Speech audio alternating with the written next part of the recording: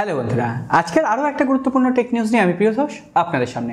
গত দুদিন আমাদের চ্যানেলে কোনো রকম টেক নিউজ আসেনি, সুতরাং বুঝতেই পারছেন আজকের টেক নিউজে ধামাকা হতে চলেছে। ধামাকাটা আপনারাই শুরু করুন। লাইক বাটনের কথা বলছি, লাইক বাটনটা শুরু করুন। আর টেক নিউজে প্রথমেই বলবো ইন্ডিয়ান গভর্নমেন্টের কথা।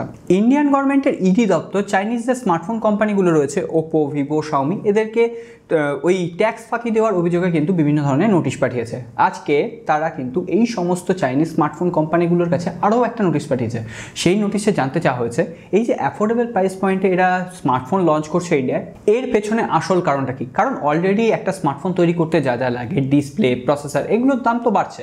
তাহলে তারা এখনও পর্যন্ত অ্যাফোর্ডেবল প্রাইস পয়েন্টে কীভাবে দিচ্ছে? এর পেছনে কোনো খারাপ পথ যদি থাকে সেটা তারা জানতে চেয়েছে। অর্থাৎ এখন অন্যান্য চাইনিজ কোম্পানি কম দামে ফোন লঞ্চ করতেও ভয় পাবে। কিন্তু হ্যাঁ, আস্তে আস্তে পরিস্থিতি কিন্তু এখন ভালোর দিকে যাচ্ছে, কারণ জিনিসপত্রের দামও কমছে অন্তত স্মার্টফোনের জগতে। আর সেক্ষেত্রে আমরা ভ্যালু ফর মানি স্মার্টফোনও কিন্তু আবার দেখতে পাচ্ছি মার্কেটে। এতদিন এলন মাস্কের চ্যাপ্টারটা বেশ ঠান্ডা ছিল, অবশেষে এলন মাস্ক আবার একটা ধামাল করলেন। কি না, এলন মাস্ক আজকে তার টুইটার হ্যান্ডেলে বলেছেন এই যে তিনি টুইটারের যে ডিলটা সেটা বাতিল করেছেন। কেন বাতিল করেছেন? না, তিনি দাবি করছেন টুইটারে নাকি অনেক ফেক অ্যাকাউন্ট রয়েছে বা বট রয়েছে, যাদের সংখ্যা এলন মাস্ককে না জানালে তিনি টুইটার ডিলটা কমপ্লিট করবেন না।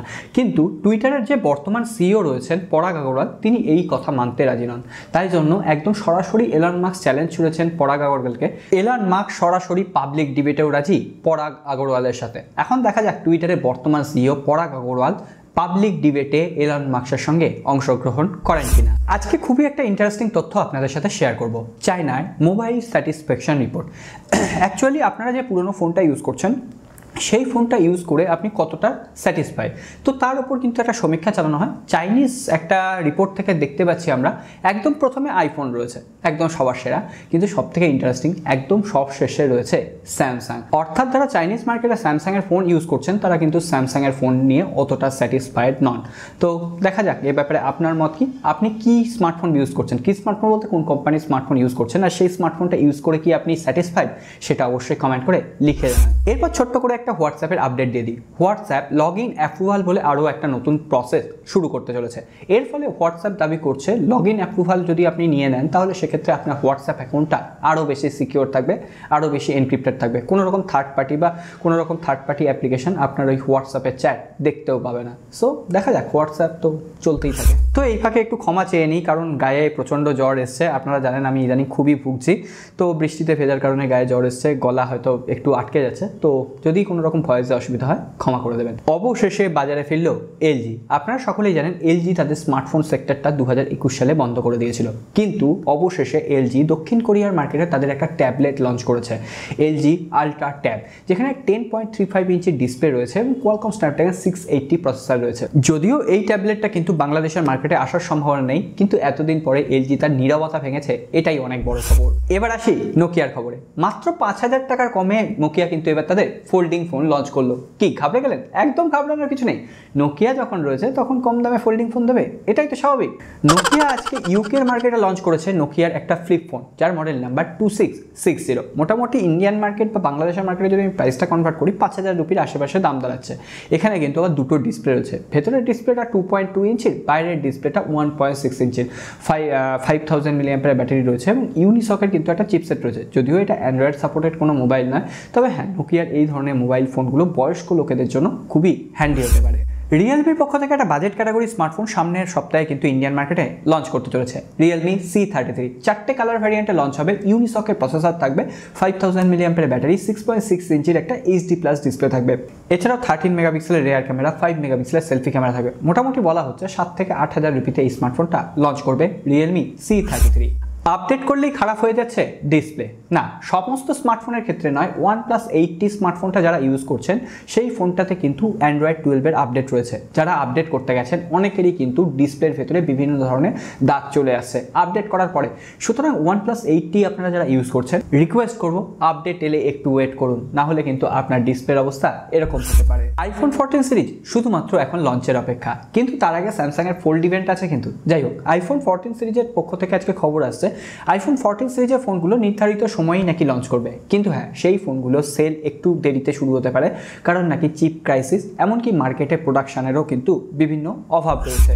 আপনারা যারা ডেলি টেক নিউজ ফলো করেন তারা জানেন আগের দিনই আমি বলছিলাম মোটোরোলার যে ফোল্ডিং ফোনের লঞ্চ ইভেন্ট রেজার 4 সেটার লঞ্চ ইভেন্ট পিছিয়ে গিয়ে 11 তারিখ রাখা হয়েছে। ওই লঞ্চ ইভেন্ট থেকে মোটোরোলা আরও একটা নতুন স্মার্টফোন লঞ্চ করবে, মোটোরোলা এজ S30 Pro। এই ফোনটা স্পেসিফিকেশন সামনে চলে এসেছে, ফার্স্ট লুক কেমন হবে সেটাও সামনে চলে এসেছে, আপনাদের সাথে শেয়ার করে দিলাম। স্পেসিফিকেশন আমি বলছিলাম স্ক্রিনে দিয়ে দিচ্ছি, কোয়ালকম স্ন্যাপড্রাগন 888+ চিপসেট রয়েছে। মোটামুটি এটাও কিন্তু ওই বাজেট ফ্ল্যাগশিপ কিলার টাইপের একটা স্মার্টফোন হতে চলেছে, যদিও ইন্ডিয়া বা বাংলাদেশের মার্কেটে আসবে কিনা এখনও জানা নেই। 11 তারিখ চাইনিজ মার্কেটে আসছে। বাংলাদেশে এবার সেরা চাল চাললো স্যামসাংয়ের যে 10 তারিখ লঞ্চ ইভেন্ট রয়েছে, স্যামসাং গ্যালাক্সি জেড ফোল্ড 4 এবং স্যামসাং গ্যালাক্সি জেড ফ্লিপ 4। বাংলাদেশের যে স্যামসাংয়ের অফিসিয়াল ইউটিউব চ্যানেল আছে সেখানে তার টিজার পেজ চলে এসেছে, অর্থাৎ স্যামসাং বাংলাদেশের মার্কেটেও অফিসিয়ালি 10 তারিখ এই ফোল্ড এবং ফ্লিপ ফোন দুটো লঞ্চ করবে। এর আগে এই দুটো ফোনের স্পেসিফিকেশান কী হবে, কী কী কালার ভ্যারিয়েন্টের ফোনগুলো লঞ্চ করবে আপনাদের সাথে শেয়ার করেছিলাম। টাইম টু টাইম খবর জানতে একটা ছোট্ট কাজ করতে হবে, জানেন তো আপনাকে, দেখুন নিচের দিকে সাবস্ক্রাইব আছে। ও আরেকটা জিনিস আমি লক্ষ্য করলাম, অনেকেই সাবস্ক্রাইব করে রেখেছেন তো অনেকের না অটোমেটিক্যালি ওই বেল নোটিফিকেশন আইকনটা অফ হয়ে গেছে। সো একবার দেখে নেবেন যে বেল নোটিফিকেশন আইকনটা অন আছে কিনা, যদি না থাকে রিকোয়েস্ট করবো একবার কষ্ট করে একটু অন করে দেবেন। শুধুমাত্র তাই নয়, স্যামসাংয়ের যে ফোল্ড ফোনগুলো আসবে তার দাম কত হবে সেটাও কিন্তু আজকে সামনে চলে এসেছে। বলা হচ্ছে ফোল্ড যে ফোনটা হবে ফোল্ড 4 সেটার দাম প্রায় 1.5 লাখ রুপি, বাংলাদেশের মার্কেটে 1,70,000 টাকার আশেপাশে।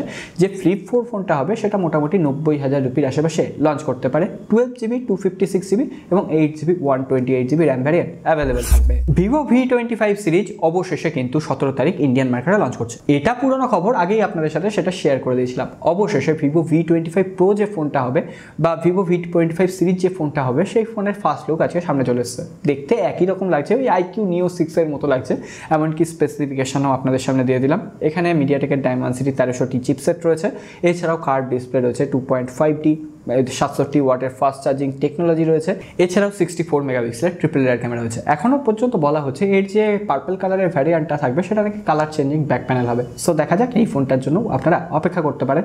মোটামুটি প্রো ভার্সন 35,000 রুপি, বাংলাদেশে 43,000 টাকার আশেপাশে, নর্মাল ভার্সনটা 30,000 রুপির নিচে লঞ্চ করার সম্ভাবনা রয়েছে। সো বন্ধুরা, আজকের টেক নিউজ দেখে খুশি হয়েছেন তো? এবার লাইক বাটনটা প্রেস করে দিন। আর হ্যাঁ, আমাদের এই পরিবারের পাশাপাশি সোশ্যাল মিডিয়াতেও একটা ছোটোখাটো পরিবার রয়েছে, ডেসক্রিপশন বক্সে লিঙ্ক আছে, রিকোয়েস্ট করবো জোর জবরদস্তি নেই আসার জন্য। আজকে আর কথা বলছি না, সকলে ভালো থাকবেন, সুস্থ থাকবেন, দেখা হবে আগামী পর্বে।